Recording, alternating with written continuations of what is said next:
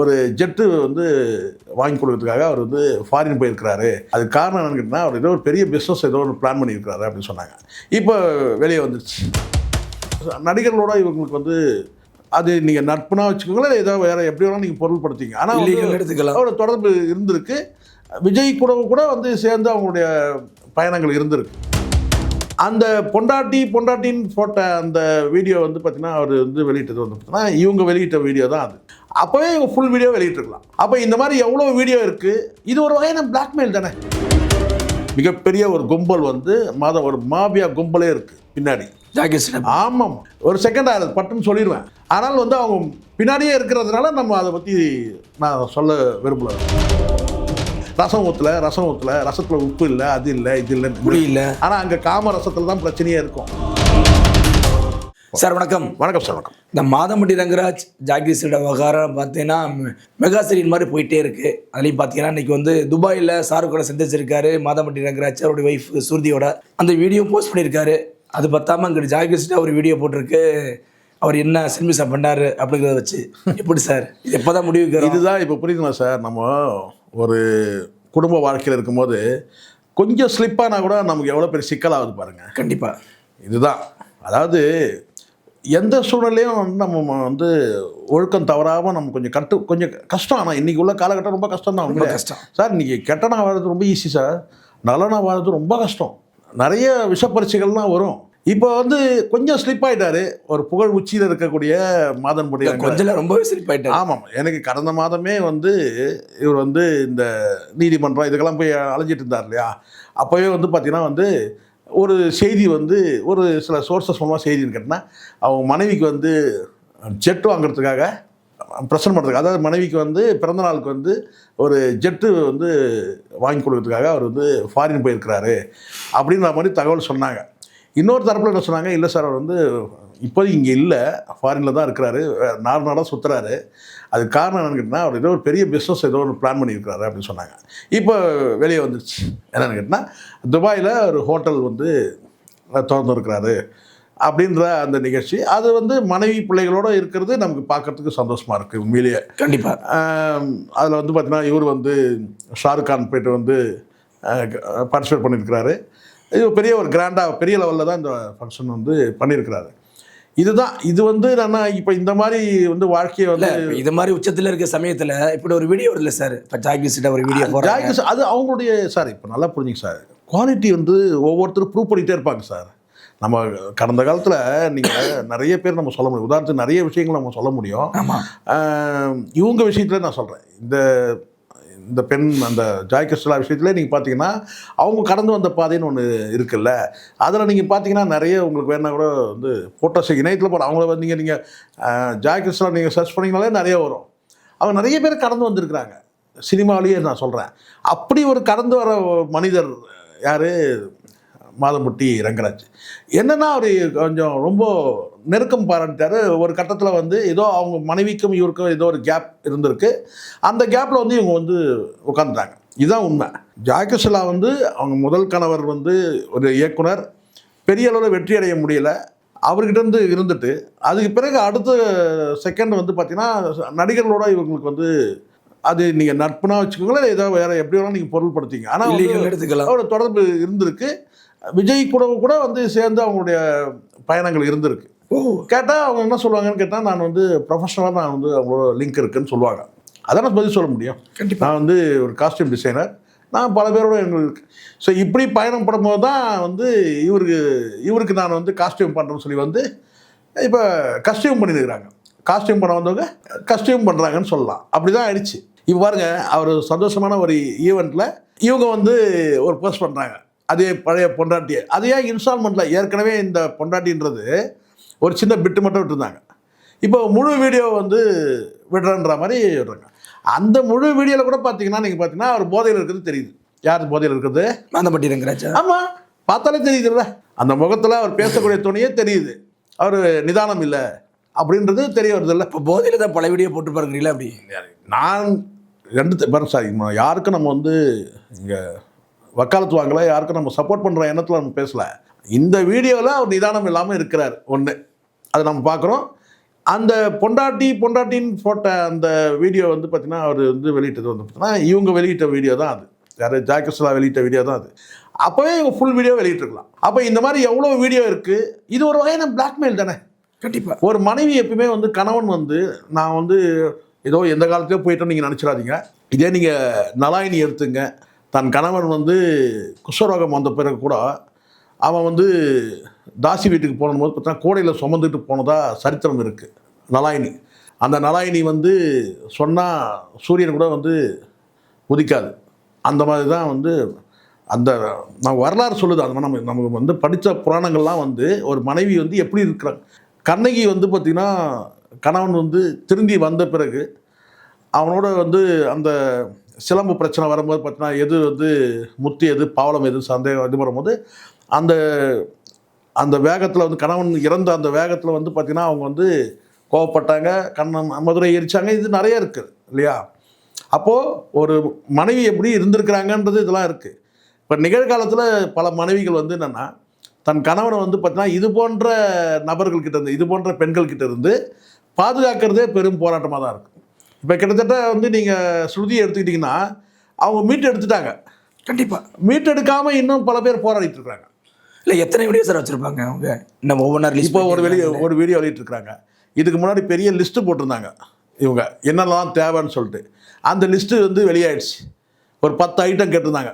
இந்த மளிகை சாமான் ஐட்டம் மாதிரி இப்போ ஒரு 10 ஐட்டம். அந்த 10 ஐட்டத்தில் என்ன சொல்கிறாங்கன்னா எனக்கு வீடு வேணும், அது வேணும், வந்து மாதம் 8 லட்சம் கொடுக்கணும். மாதம் எவ்வளோ 8 லட்சம் கொடுக்கணும்.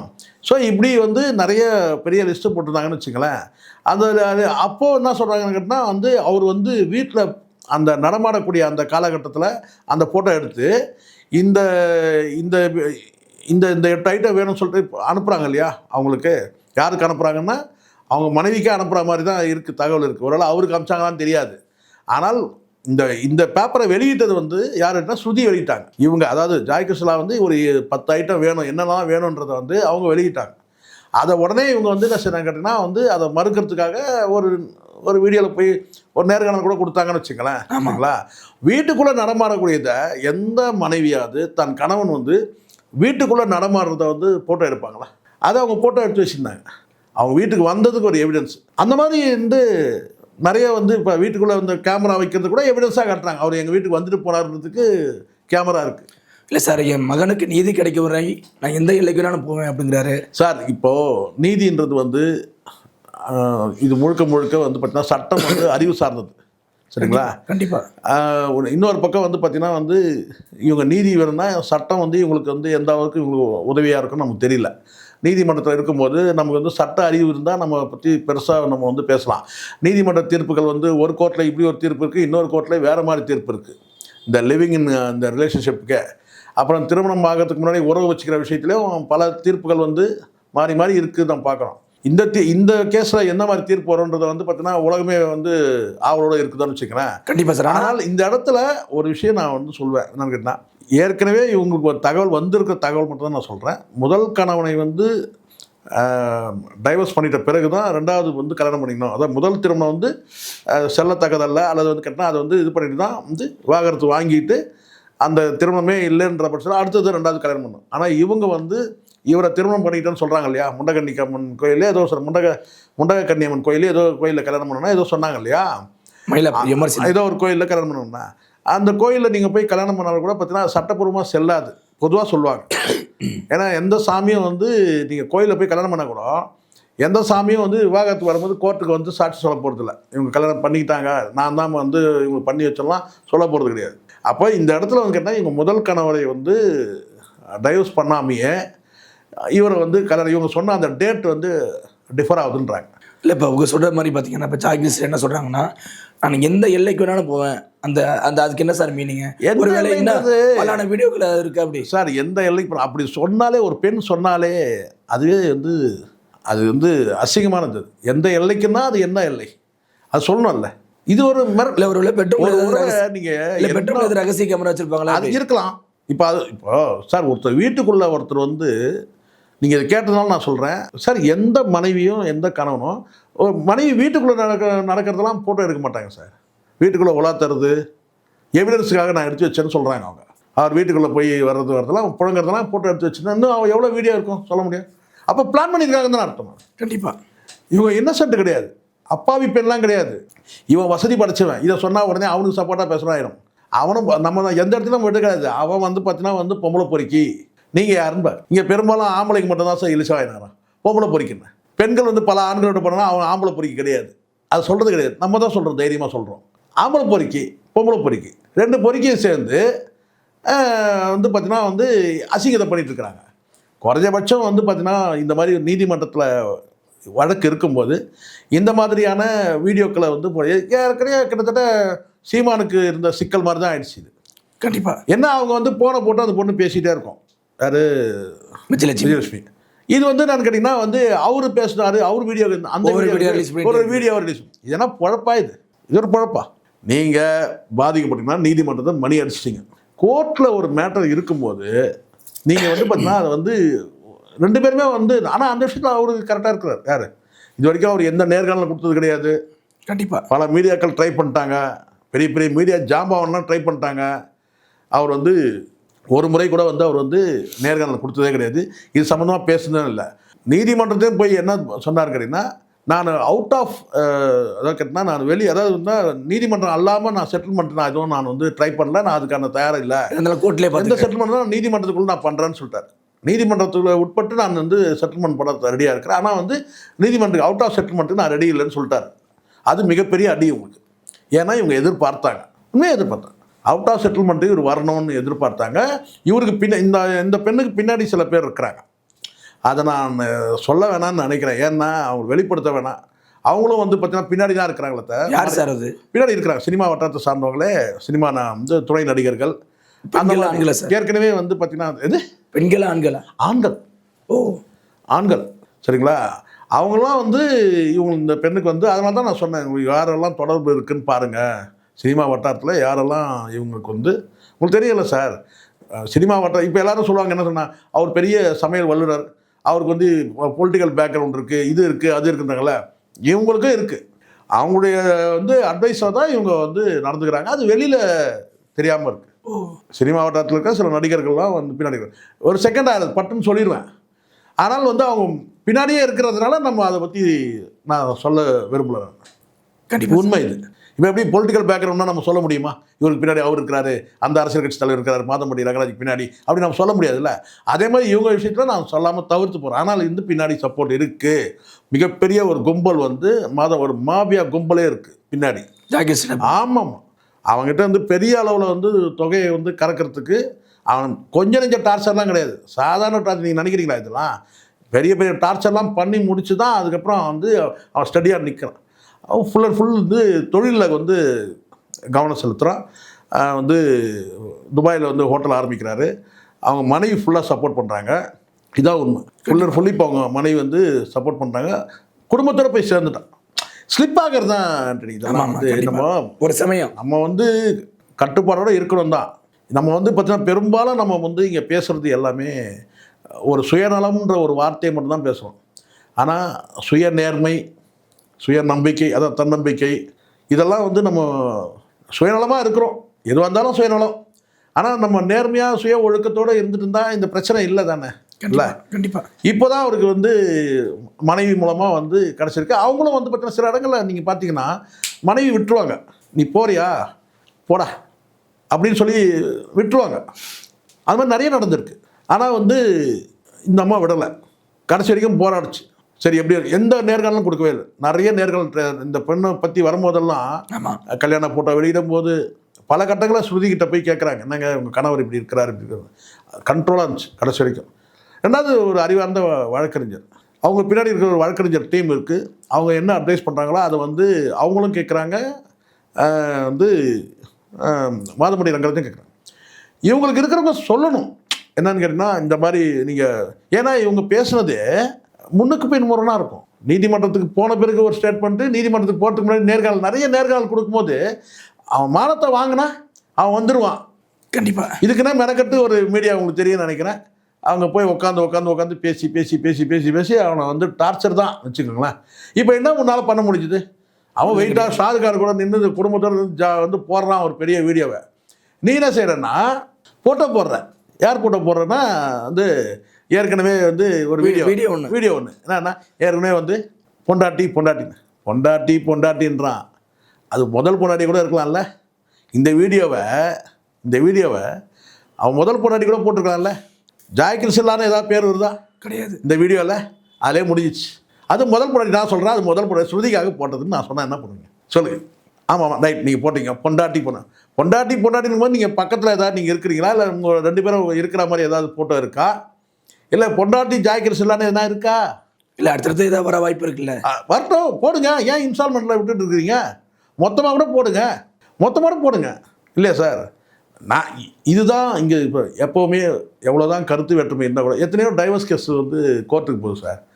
வழக்கறிஞர்கிட்டே முழுசாக உண்மையை சொல்ல மாட்டாங்க. நீங்கள் வழக்கறிஞர் தோண்டி கேட்ட பிறகு தான் வருமே தவிர ஒரு கூச்சத்துக்காக வந்து பல பெண்கள் சொல்ல மாட்டாங்க. ஆண்கள் கூட சொல்லிடுவானுங்க. ஆமாம், என்ன சொல்லலாம், பெரும்பாலும் டைவர்ஸ் பண்ணான்னு கேட்டால் ரசம் ஊற்றல குழம்பு ஊற்றலான்னு வாங்க. அங்கே பிரச்சனையே ரசம் பிரச்சனையே வேறு பிரச்சனை. காமரசம் தான் அங்கே பிரச்சனையாக இருக்கும். ஆனால் அதை சொல்ல மாட்டான். அவனும் சொல்ல மாட்டான், இவங்களும் சொல்ல மாட்டாங்க. ரசம் ஊற்றல ரசத்தில் உப்பு இல்லை, அது இல்லை, இது இல்லை. ஆனால் அங்கே காமரசத்தில் தான் பிரச்சனையே இருக்கும். அதுதான் வந்து இங்கே பிரச்சனையா என்னன்னு கேட்டால் ஒரு கூச்ச சுபாவத்தில் சொல்ல மறுப்பாங்க பெண்கள். இவங்கெல்லாம் வந்து எதுவுமே இல்லையே சார். நீங்கள் பார்க்குறீங்கல்ல, நீ வீடியோவில் வந்து பேசும்போது தெரிஞ்சுக்கலாம். ஸ்ருதி இன்னும் ஒரு வார்த்தை கூட பேசுவார் தவறா பற்றி எதுவும். இப்போ பார்த்துங்க, இந்த டிஃப்ரென்ஸ் பார்த்துங்க. கண்டிப்பாக யார் சரியானவங்க யார் தப்பானவங்கன்றது தெரிய வருது இல்லை? எந்த சொல்ல நீங்கள் மனைவியாக இருந்தீங்கன்னா நீங்கள் அவனை விடவே கூடாது, அசிங்கப்படுத்தவே கூடாது. நீங்களே சொல்கிறீங்க ஒரு வீடியோவில் அவன் கடனில் இருக்கிறான்னு சொல்கிறீங்க. மனைவி நீங்கள் காப்பாற்றுங்க. எத்தனை வீட்டில் வந்து கணவன் கடன் பட்டிருந்தானா மனைவி போய் வேலை செஞ்சு காப்பாற்றுறாங்க இருக்காங்கல்ல? நீங்களே சொல்கிறீங்க அவன் கடனில் இருக்கிறான், அவருக்கு இது இருக்குது அது இருக்குன்னு சொல்கிறாங்க. அவர் வந்து கடனில் இருக்கிறான்னு சொல்கிறீங்கல்ல. இவங்க தான் சொன்னாங்க ஒரு வீடியோவில் போய் உட்காந்து கடன். ஆமாம், அதே கடனில் இருக்கவங்ககிட்ட 8 லட்சம் மாதம் கேட்குறீங்க.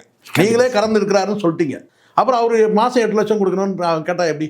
அப்பயே உங்கள் ஏதாவது லாஜிக் இருக்காதுல்ல? முன்னுக்கு பின் முரண். அப்போ நீங்கள் என்ன செய்யணும்னு கேட்டால் வந்து நான் உண்மையான மனைவியாக தானே செய்யணும்னா என் கணவனை நான் காப்பாற்றுறேன், நான் உழைச்சி நான் காப்பாற்றுறேன் அப்படி சொல்லணும். நீங்கள் முதல் கணவனை வந்து அங்கே ஒரு கேள்வி நிற்குது. அவர் டைவர்ஸ் பண்ணிவிட்டு இவரை பண்ணாங்களா, இல்லை அவர் டைவர்ஸ் பண்ணுறதுக்கு முன்னாடியே இவரை கல்யாணம் பண்ணிட்டாங்களா, அதுவே வந்து முரணில் நிற்குது.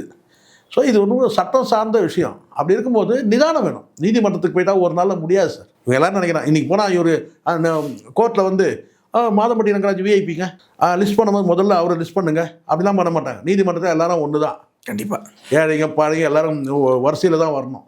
அதனால் ஜாய்க்கு சொல்லாங்க இவங்க முதல்ல இந்த கேஸ் எடுத்து முடிக்கலாம் அப்படிலாம் பண்ண மாட்டேன். நீதிமன்றத்தில் நடைமுறைன்னு ஒன்று இருக்குது. அப்போ அங்கே இருக்கிற நீதிமன்றத்தில் வந்து அதுக்கான அவகாசம் எடுத்துக்கணும் இல்லையா? அவசரமாக வந்து அதுக்குள்ளே நீங்கள் வீடியோ மேலே வீடியோ போட்டால் என்ன ஆக போகுது? அவர் வந்து ஈவெண்ட் நல்லா புரிஞ்சுங்க. மாதம்பட்டி ரங்கராஜ் வந்து ஈவெண்ட். அவர் வந்து ஒரு ஹோட்டல் ஓப்பன் பண்ணுறாரு, ஷாருக்கான வர வைக்கிறாங்க, அந்த ஃபங்க்ஷன்லாம் அவங்க கலந்துக்கிறாங்க குடும்பத்தோடு. அது ஈவெண்ட். அது தப்புன்னு சொல்ல முடியாது. நீங்கள் அதுக்காக வந்து எதுவுமே பண்ணாமல் இருக்க முடியுமா? ஆமாம், கேஸ் முடிகிற வரைக்கும் நான் பல்லு துலக்க மாட்டேன், குளிக்க மாட்டேன், தூங்க மாட்டேன் இருக்க முடியும். அது வந்து ஒரு ஈவெண்ட், ஃபேமிலி ஈவெண்ட். அது வந்து அவங்க குடும்பத்தில் ஒரு துபாயில் ஒரு ஹோட்டல் தரணும். இப்போ நீ வந்து இந்த வீடியோ போகிறேன்னா வன்மம் என்னன்னு தெரியுதா? இதை விட என்ன வேணும்? இது வன்மம் தானே இது? கண்டிப்பாக சார். சரி, போகிறதால ஒரு புதுசாக ஏதாவது வீடியோ போட்டாலும் பரவாயில்ல சார். நான் சொல்லிடுறேன் எல்லை எந்த எல்லைக்கும் போகணும். எந்த எல்லைனா ஏதாவது ஒரு எல்லைக்கு போங்க சீக்கிரம் ஒரு வீடியோ போடுங்க. சீக்கிரம் எல்லைனா என்ன சார்? கையில் இருக்க வீடியோ வச்சு மிரட்டுறாங்கன்னு அப்படி தான் நம்ம எடுத்துக்க முடியும். எந்த எல்லைனா என்ன? எந்த எல்லைனா இதுதான். அடுத்து ஒரு வீடியோ போட போகிறீங்கன்னு அர்த்தம். வீடியோவில் தானே எல்லையே நிற்கிது அங்கே. சரி, போகிறதா முடியும். பார்த்த வீடியோவை பார்த்து நமக்கும் சலிப்பாக இருக்குல்ல சார்? போர் அடிக்கும். பொண்டாட்டி நமக்கு அவனுக்கே போர் அடிச்சிருக்கோம், நமக்கும் போர் அடிக்கும். வேறு புதுசாக வீடியோ போடுங்க ஏதாவது. அப்படி தானே ஆகிட்டு இருக்குதுங்க. ஒரு மனைவி செய்யக்கூடிய வேலை இல்லை. ஒரு மனைவி நீங்கள் சட்டப்படி நீங்கள் வந்து நீதிமன்றத்தில் நான் தான் மனைவி போராடுறீங்க.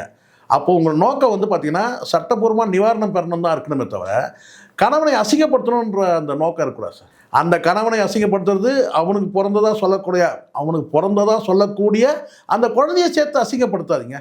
உண்மைதான். அது வந்து தானே சேர்ந்து அசிங்கப்படுத்து உங்களோட சேர்ந்து. உங்களுக்கு எதுவும் இல்லை, ஆனால் அந்த குழந்தைக்கு இருக்குல்ல. நன்றி சார்.